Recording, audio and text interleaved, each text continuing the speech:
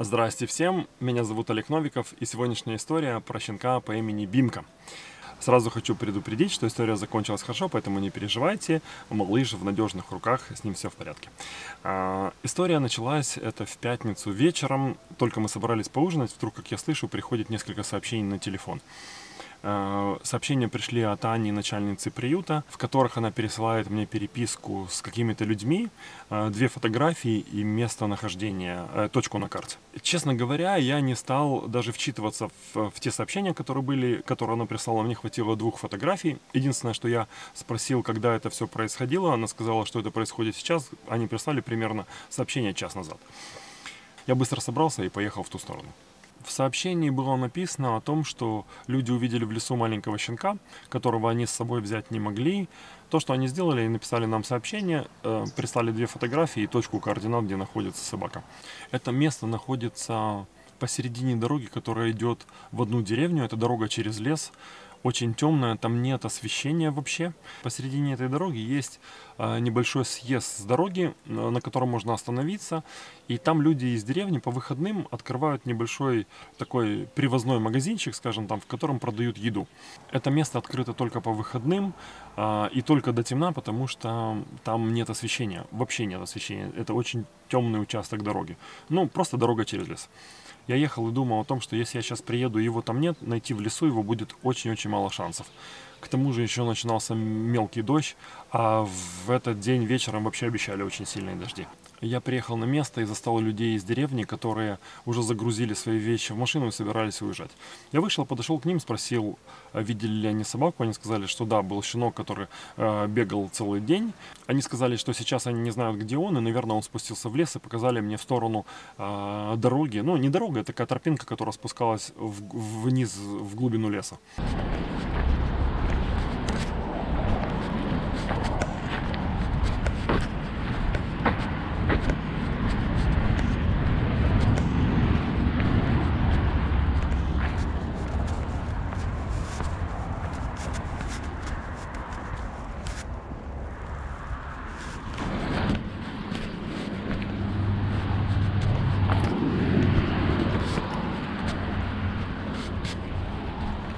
Было очень темно. Это место было похоже на какую-то мусорку. Там были какие-то пластиковые столы, стулья, ну, в общем, какие-то старые диваны. В общем, ну, я ходил вокруг, насвистывал, щенка нигде не было. Было очень темно, я подсвечивал себе дорогу, но нигде не было щенка. Я решил спустился вниз по тропинке. Я спускался вниз и думал о том, что он не переживет ночь в лесу, под дождем, такой маленький. Примерно метров через 100 моя дорога уперлась в кусты, на этом моя тропинка закончилась. Я насвистывал, но собаки нигде не было.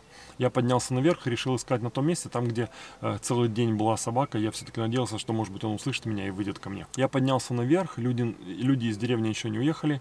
Они начали мне говорить о том, что они его кормят, и что с ним все нормально, и что он живет в лесу, и что с ним все хорошо. На что я сказал им да, и продолжал дальше искать. Я ходил, насвистывая вокруг, пытаясь найти щенка, но его нигде не было.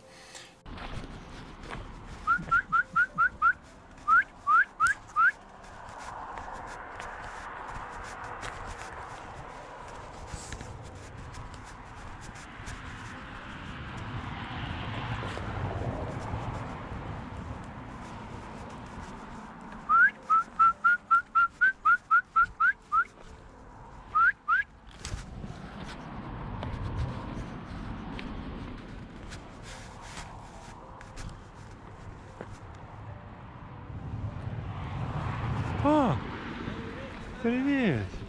И вдруг, откуда ни возьмись, у меня под ногами оказался маленький щенок. Я даже не увидел, откуда он выбежал. Он сам меня нашел. Он выбежал ко мне, он был весь мокрый, он был грязный, он дрожал от холода. Я спросил у людей из деревни, если это тот щенок, которого они видели целый день. Они сказали да. Я просто хотел убедиться, что там нет еще одного, и что это именно он, хотя люди, которые прислали сообщение, говорили, что он там был один.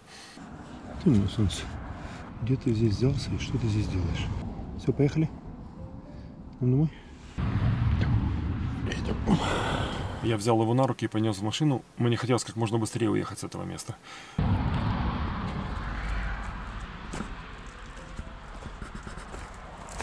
Я посадил его в машину, он дрожал, он был весь мокрый. Я включил печку, на максимум направил на него, и мы уехали.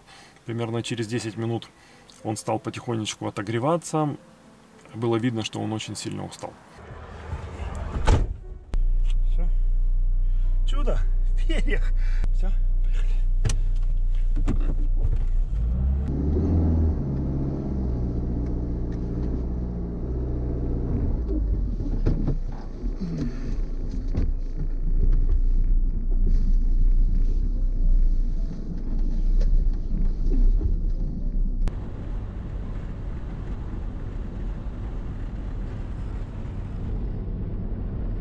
Пока мы ехали, его стошнило несколько раз какими-то помидорами и обвертками от конфет.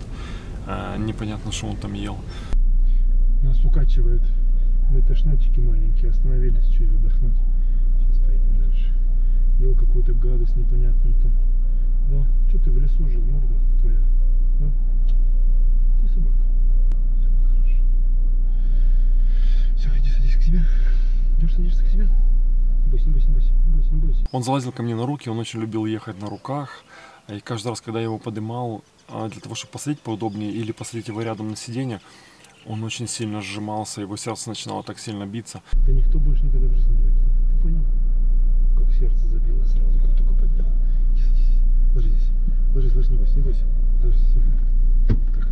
Итак, мы с ним ехали всю дорогу, и так закончился его первый день. Первый день малыша, которого я назвал Бимка. На следующий день, после того, как его отмыли, нужно было сделать несколько фотографий для того, чтобы сделать объявление и начинать искать ему дом. Щенок Бимка — это было просто чудо. Это просто, он был такой потешный.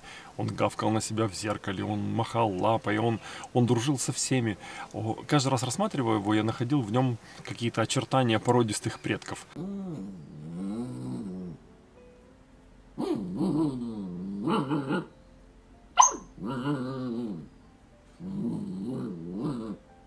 Очень сложно было понять, каким он будет. Он будет большой или маленький. У него вроде были большие лапы, но мне почему-то не казалось, что он будет большим. Но, во всяком случае, я подумал, ну, вырастет, мы увидим. Сделали несколько фотографий, сделали объявление и стали искать ему дом. Ровно через неделю малыш Бимка уже был в новом доме. Он был чистый, сытый, на подушках и весь зацелованный. Его забрали очень хорошие ребята, которые его очень любят. Сейчас прошло уже 1,5 месяца после того, как он живет в новом доме. Он подрос. Теперь уже видно, что он не будет большим. Он очень красивый пес, и он очень умный пес. В общем, все с ним хорошо, поэтому не переживайте.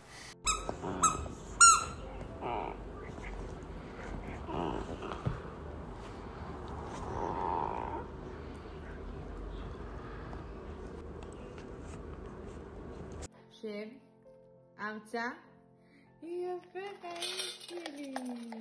Вот так закончилась история малыша по имени Бимка, которого сейчас зовут Уга.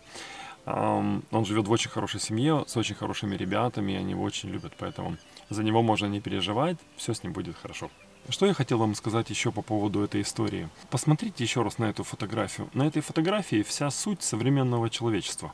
И мы видим место, на котором люди останавливаются, чтобы перекусить, лежит маленький бездомный щенок. И никому абсолютно нет дела до этого маленького сердечка. Целый день он там лежал, и никто не обращал на него внимания.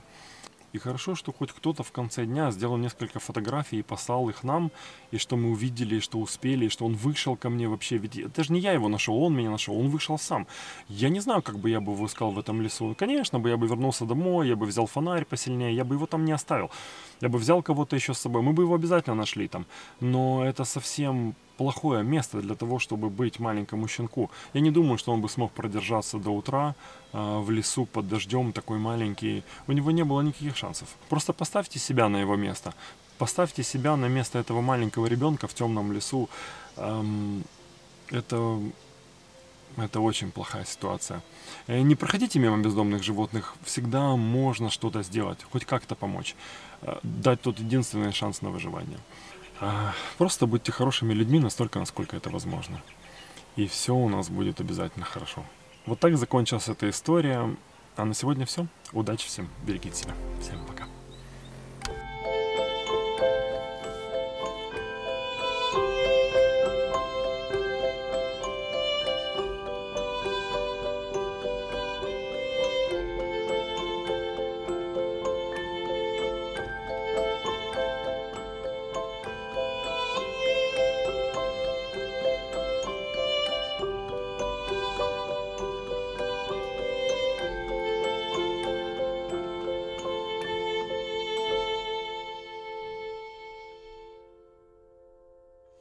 Пока.